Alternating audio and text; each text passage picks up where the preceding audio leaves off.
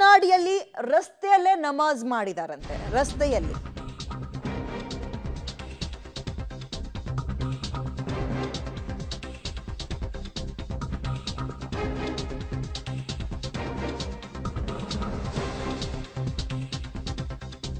ಮಂಗಳೂರಿನ ಕಂಕನಾಡಿಯಲ್ಲಿ ರಸ್ತೆಯಲ್ಲೇ ನಮಾಜ್ ಮಾಡಿದ್ದಾರೆ. ಇದು ಒಂದು 2-3 ದಿನಗಳ ಹಿಂದೆ ನಡೆದಿರುವಂತಹ ನಮಾಜ್ ವಿಡಿಯೋ ಈಗ ವೈರಲ್ ಆಗ್ತಾ ಇದೆ.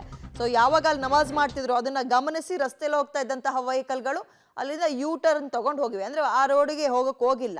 ರಸ್ತೆಯಲ್ಲೇ ನಮಾಜ್ಗೆ ಅಂದ್ರೆ ರಸ್ತೆಯಲ್ಲೇ ನಮಾಜ್ ಮಾಡಿದ್ದಕ್ಕೆ ಸಾರ್ವಜನಿಕರು ಅಸಮಾಧಾನವನ್ನು ವ್ಯಕ್ತಪಡಿಸ್ತಾ ಇದ್ದಾರಂತೆ. ಮೊದಲಿಗೆ ಕಾರಣ ಏನು ಇದಕ್ಕೆ ಅಂತ ತಿಳ್ಕೋಬೇಕು, ಆಮೇಲೆ ಏನು ಎತ್ತ ಇವೆಲ್ಲವೂ ಕೂಡ ಗೊತ್ತಾಗ್ತಾ ಹೋಗುತ್ತೆ.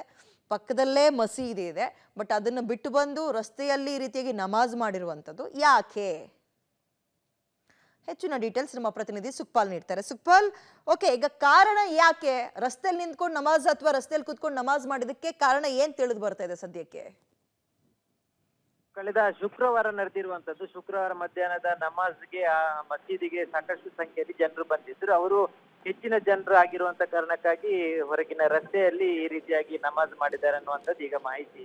ಮಂಗಳೂರಿನ ಕಂಕನಾಡಿ ಪೊಲೀಸ್ ಠಾಣಾ ವ್ಯಾಪ್ತಿಯಲ್ಲಿ ಈ ಘಟನೆ ನಡೆದಿರುವಂತದ್ದು. ಕಂಕನಾಡಿ ಪರಿಸರದಲ್ಲೇ ನಡೆದಿರುವಂತದ್ದು. ರಸ್ತೆ ಮಧ್ಯದಲ್ಲಿ ಈ ರೀತಿಯಾಗಿ ನಮಾಜ್ ಮಾಡ್ತಿರುವಂತ ಹಿನ್ನೆಲೆಯಲ್ಲಿ ಸ್ಥಳೀಯರು ಆಕ್ರೋಶ ವ್ಯಕ್ತಪಡಿಸಿದ್ರೆ, ಜೊತೆಗೆ ವಿಡಿಯೋ ಚಿತ್ರೀಕರಣ ಮಾಡಿ ಈಗ ವೈರಲ್ ಮಾಡಿರುವಂತದ್ದು. ಇದರ ಬಗ್ಗೆ ಈಗ ಪೊಲೀಸರ ಗಮನಕ್ಕೂ ಈ ಒಂದು ದೃಶ್ಯ ಬಂದಿರುವಂತದ್ದು.